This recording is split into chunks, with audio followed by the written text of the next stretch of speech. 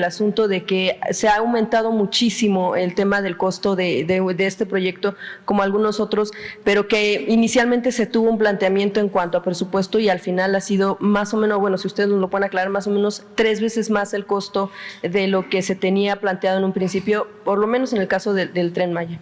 Es que se ha ido ampliando, o sea, el proyecto, por ejemplo, de 700 kilómetros de doble vía con energía eléctrica,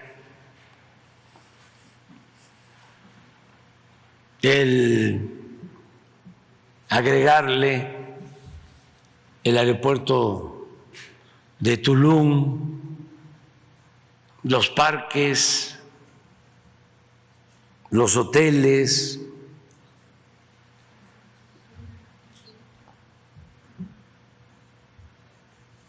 sin embargo, es una obra importantísima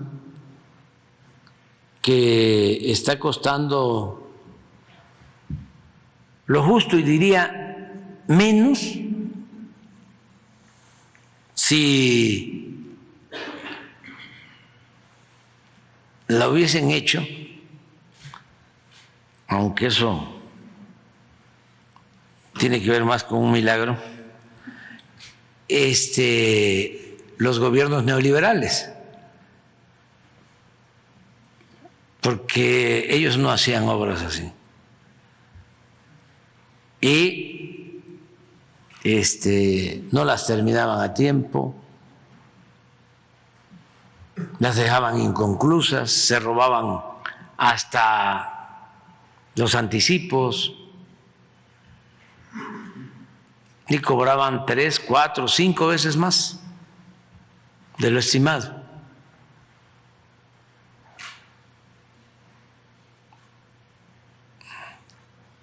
Aquí lo importante es de que no se permita la corrupción.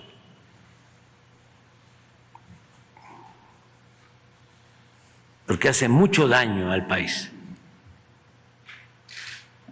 Y cuando no hay corrupción, el presupuesto alcanza, rinde. Y eso es lo que se está demostrando. Tenemos presupuesto suficiente, no hemos endeudado al país, hay estabilidad económica, financiera, y se está ayudando al pueblo como nunca en los últimos tiempos. Yo creo que se ayudó mucho al pueblo en la época del general Cárdenas, sobre todo por la distribución de la tierra, porque esto permitió que los peones que habían sido liberados, aunque pasó el tiempo y no se había hecho justicia, cuando llega el general Cárdenas se lleva a cabo un reparto agrario importante. 18 millones de hectáreas se entregan a 1 millón de familias campesinas en ese sexenio. Y luego hay también avances durante el periodo llamado de desarrollo estabilizador. Los gobiernos de López Mateos y de Díaz Ordaz, cuando estaba de secretario de Hacienda Antonio Ortiz Mena, porque fue un momento de despegue del país. Se hicieron muchas obras públicas, había mucha inversión pública, se impulsó mucho la educación. Fue cuando se crearon los libros de texto gratuitos. se avanzó mucho en construir hospitales, centros de salud, empezaron a construirse los sistemas de agua potable, bueno, los desayunos escolares, que aunque ya se habían llevado a la práctica durante el gobierno de Obregón, cuando Vasconcelos fue secretario de Educación, pero con López Mateos empezó los desayunos escolares, la vacunación, y pues todo esto ayudó mucho. Pero después vino el periodo llamado de desarrollo estabilizador.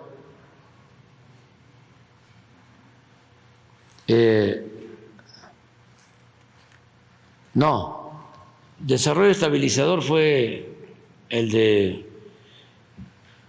Ortiz Mena, 2 sexenios, López Mateos y Díaz Ordaz. Y luego desarrollo estabilizador. No, desarrollo compartido, perdón. Echeverría y López Portillo. Y terminando ese periodo, comenzó el neoliberalismo, que fueron 36 años, desde Miguel de la Madrid hasta Peña. Y fue el periodo, en materia de desigualdad, el peor. En el terreno de la corrupción, lo mismo. No ha habido en la historia un periodo con más saqueo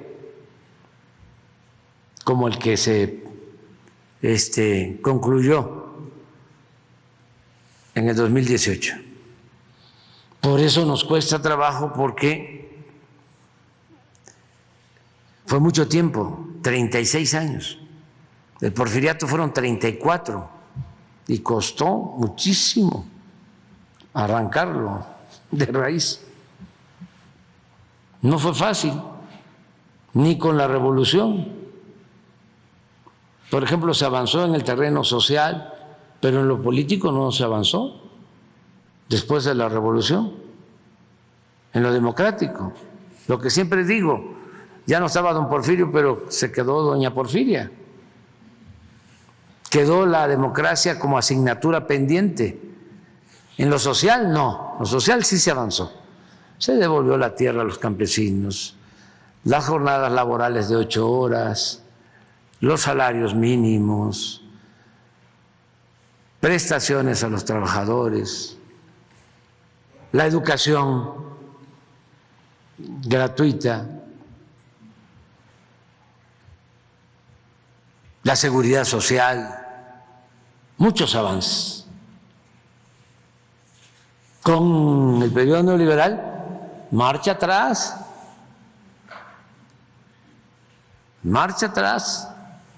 todo eso. Tumbaron el salario, entregaron las pensiones de los trabajadores a particulares, concesionaron minas. Bueno, en el caso de las minas las vendieron los bancos, las empresas públicas, concesionaron el petróleo, la industria eléctrica. Bueno, decía yo, los ferrocarriles. No se habían atrevido los revolucionarios a eso. Estos se fueron con todo. Y todo legal, legalito. Y por eso cuando hablan de que la ley es la ley y que el derecho, ¿no?, por encima de la justicia, yo no concuerdo con eso. porque todo fue legal. Todas esas reformas fueron legales.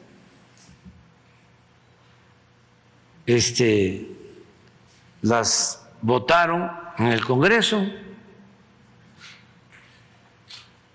y en 36 años, repito, no reformaron nada en beneficio del pueblo.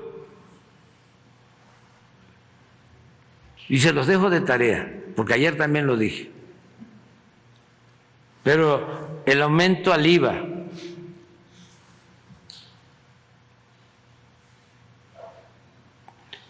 el convertir las deudas privadas en deuda pública,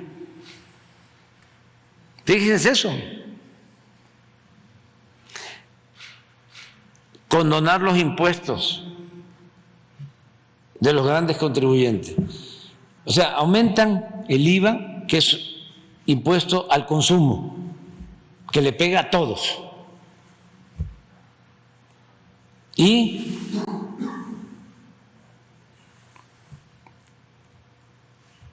devuelven los impuestos o condonan impuestos a los de arriba. Habían pasado como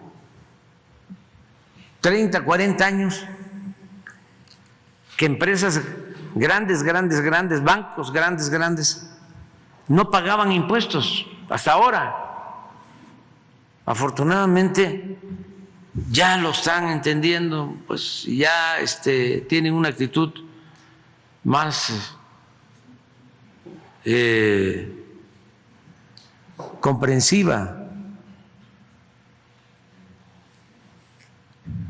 Pero ¿cómo iban a pagar impuestos si ellos mandaban?